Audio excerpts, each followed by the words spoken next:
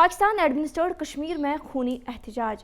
आखिर पाकिस्तान एडमिनिस्ट्रेटेड कश्मीर में क्या हो रहा है? पाकिस्तान एडमिनिस्ट्रेटेड कश्मीर यानी कि जिसे पाकिस्तान में आज़ाद कश्मीर कहा जाता है, पिछले कुछ दिनों से लगातार एहतजाज की लपेट में है।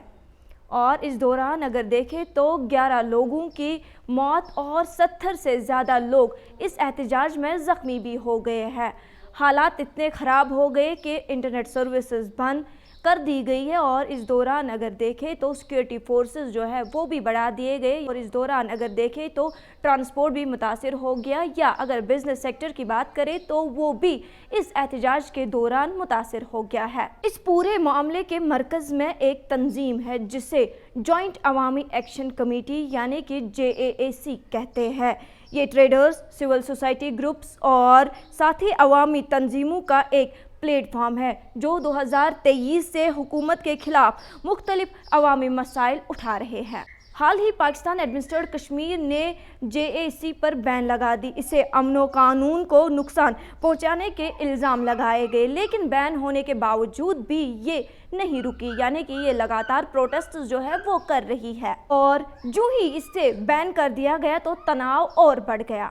लेकिन अगर देखें तो सिर्फ पाबंदी ही प्रोटेस्ट की वजह नहीं है। सबसे बड़ा विवाद पाकिस्तान में 12 असेंबली सीट्स को लेकर है। जो पाकिस्तान एडमिनिस्ट्रेटेड कश्मीर की असेंबली में 12 सीट्स जो है उन शहरियों को रखी गई है जो 1947 के बाद पाकिस्तान के दूसरे शहरों में रहने के लिए गए हैं। JAAC का कहना है कि ये तमाम सीट्स उन लोगों को मिलनी चाहिए जो हकीकी में पाकिस्तान ऑक्युपाइड कश्मीर में रह रहे हैं, ना कि उन लोगों को जो यहाँ नहीं रह रहे हैं। उनका कहना है कि बाहर रहने वाले लोगों को यहाँ की सियासत पर असरअंदाज होने का हक नहीं होना चाहिए। दूसरी तरफ हुकूमत और कई पार्टीज का कहना है कि ये रिजर्व सीट्स उन लोगों के लिए महफूज है और इसे ख़त्म नहीं किया जा सकता। हाल ही में वहाँ की सुप्रीम कोर्ट ने भी इन सीट्स को लेकर कानूनी तहफ़्फ़ुज़ हासिल होने की तस्दीक की, जिसके बाद एहतजाज और तेज़ हो गया। एक्सपर्ट्स का कहना है कि ये सिर्फ 12 सीटों का मसला नहीं है, बल्कि इसके पीछे कई सालों की अवामी नाराज़गी भी है। रावलकोट में जब प्रोटेस्टर्स और सिक्योरिटी फोर्सेस का आमना सामना हो गया तो इस प्रोटेस्ट ने तशद्दुद की शक्ल इख्तियार कर ली।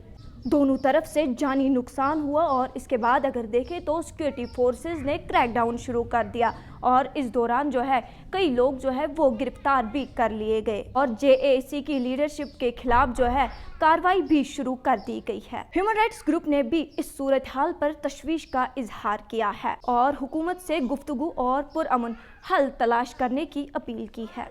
पाकिस्तान ऑक्युपाइड कश्मीर में चल रहा प्रोटेस्ट सिर्फ एक सियासी या इलेक्शन इशू नहीं है। ये सियासी नुमाइंदगी, रिजर्व सीट्स या गवर्नेंस की बात करें या अवामी हकूक से जुड़ा एक बड़ा मसला बन चुका है। 11 लोगों की मौत के बाद तनाव और बढ़ गया और सबकी नजरें इस बात पर है कि हुकूमत और प्रोटेस्टर्स के दरमियान कोई मुज़ाकरात होते हैं या नहीं।